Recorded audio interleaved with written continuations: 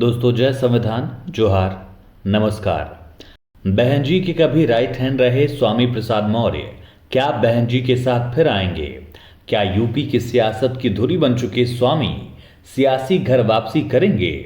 क्या स्वामी प्रसाद मौर्य की रणनीति और बहन जी का नेतृत्व यूपी में एक बार फिर बहुजन सुखाए, बहुजन हिताय के नारे वाली सरकार को सत्ता में ले आ पाएगा? ये तमाम सवाल जिनका जवाब हर कोई जानना चाहता है, यकीनन आप भी जानना चाहेंगे। मीडिया के इन तमाम सवालों का सामना खुद स्वामी प्रसाद मौर्य से भी हुआ। स्वामी प्रसाद मौर्य ने इन सवालों का जवाब किस तरह से दिया, ये आपको बताएं।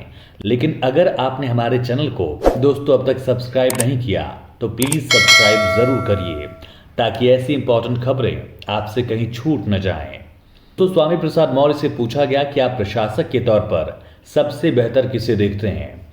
इस पर स्वामी प्रसाद मौर्य ने कहा कि मैं तीनों लोगों का, अखिलेश यादव, योगी जी और बहन जी का सम्मान करता हूं, लेकिन बतौर प्रशासक बहन जी का कोई स्थान ही नहीं है। न कोई उनकी बराबरी कर पाया है, न कोई बराबरी कर पाएगा। बहन जी का सम्मान है, उनके साथ 4-5 बार मंत्री भी रहा हूं। बहन जी का आशीर्वाद हमेशा मुझ पर रहा है। कई बार विधानमंडल दल का नेता बना, 5 बार मंत्री बना, नेता विरोधी दल कई बार रहा। वैचारिक मतभेद जो पहले थे वो बहन जी से अब भी हैं। हालांकि मौर्य से पूछा गया कि आखिर बहन जी से दूरियों की वजह क्या रही। इस पर स्वामी प्रसाद मौर्य कहते हैं कि लंबे समय तक बसपा में रहा, 22 वर्षों तक विभिन्न पदों के साथ बहुजन समाज पार्टी में रहा हूं। बहुजन विचारधारा के लिए बसपा के साथ मिलकर काम किया। बाबा साहेब मान्यवर काशीराम जी के मिशन के लिए लगातार मैं काम करता रहा। लेकिन जब बहन जी ने मिशन से हटकर सर्वजन हिताय सर्वजन सुखाय की बात की, तब बहन जी से विरोध दर्ज कराया। मान्यवर काशीराम के निर्वाण के बाद पूरी ईमानदारी से उनकी श्रद्धांजलि के लिए मिलकर काम किया। काशीराम जी के फॉर्मूले बहुजन हिताय बहुजन सुखाय के ध्येय के साथ हम काम करते रहे।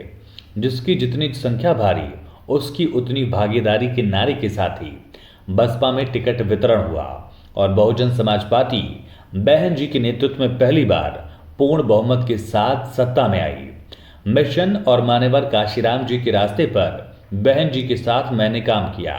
इसी मिशन और काशीराम जी के रास्ते पर न चलने की वजह से बहन जी से मेरा रास्ता अलग हो गया। ये सवाल कि आखिर स्वामी प्रसाद मौर्य का सियासी भविष्य क्या होगा, वो किस दल के साथ चुनाव लड़ेंगे या चुनाव नहीं लड़ेंगे।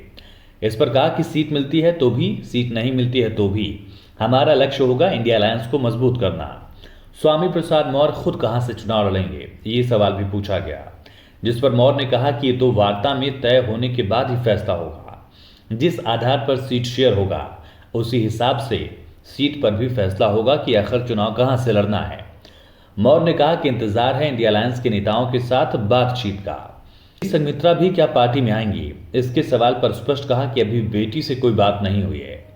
वहीं स्वामी प्रसाद मौर्य की पार्टी को लेकर सवाल पूछने पर बेटी संघमित्रा मौर्य, जो भारतीय जनता पार्टी से बदायूं से सांसद हैं, वो भड़क गईं। पिता स्वामी प्रसाद मौर्य को लेकर सवाल उठा तो भाजपा सांसद डॉक्टर संघमित्रा मौर्य नाराज हो गईं और बदायूं में कार्यक्रम के बाद मीडिया से बातचीत में जब इस सवाल पूछा गया कि स्वामी प्रसाद मौर्य ने नई पार्टी बना ली है, इस सवाल पर उनकी बेटी ने कहा कि एक ही प्रकार का सवाल बार बार किया जा रहा है। वहीं स्वामी प्रसाद मौर्य से सवाल पूछा गया कि सपा अध्यक्ष अखिलेश यादव के साथ आखिर तल्खी क्यों बढ़ी।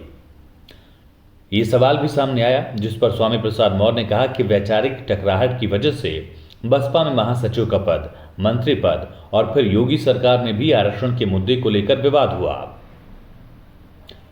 पद छोड़ा मैंने, पार्टियां छोड़ी मैंने।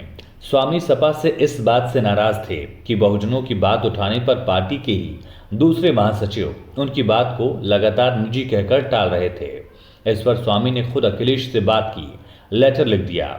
लेकिन इन सब के बावजूद जब अखिलेश यादव ने बात नहीं मानी तो आगे बढ़ना उचित समझा और फिर नई पार्टी के गठन का ऐलान कर दिया। बीकेडी, रालोद, बसपा, भाजपा, सपा और फिर अपनी नई पार्टी बनाने वाले स्वामी प्रसाद मौर्य का राजनीतिक भविष्य आप कैसे देखते हैं दोस्तों, ये जरूर बताइएगा, क्योंकि राजनीति विचारों की होती है, पार्टियों की अपनी विचारधारा भी होती है, दलितों का मिशन भी अपने आप में सबसे बड़ा मुद्दा है। ऐसे में स्वामी प्रसाद मौर्य मिशन पर कितनी खरे उतरते हैं, ये आपको तय करना है ताकि आपके हितों की रक्षा हो। दोस्तों, अगर वीडियो पसंद आया हो तो लाइक ज़रूर करें, अपनी राय कमेंट भी कर सकते हैं और प्लीज़ चैनल हमारा सब्सक्राइब भी करें।